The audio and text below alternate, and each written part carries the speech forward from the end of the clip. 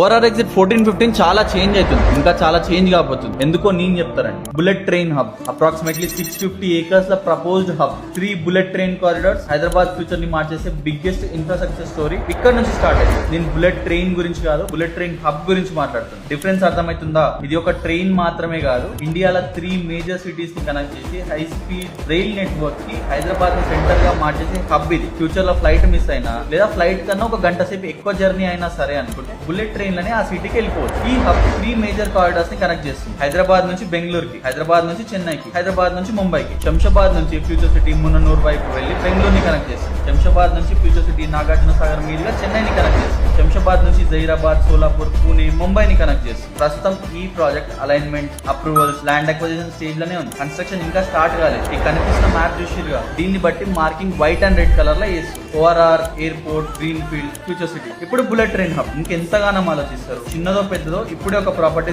అందుకే ఫ్యూచర్ సిటీకి సమీపంలో ఉన్న హార్మనీ వుడ్స్ ఎంచుకున్నాను. ప్రశాంతమైన వాతావరణం, నాణ్యమైన మౌలిక సదుపాయాలు, మన కలలకు సరైన స్థలం.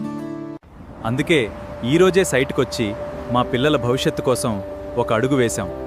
మరి మీరు కూడా ఈరోజే వచ్చి మీ పిల్లల కోసం మీ నిర్ణయం తీసుకోండి.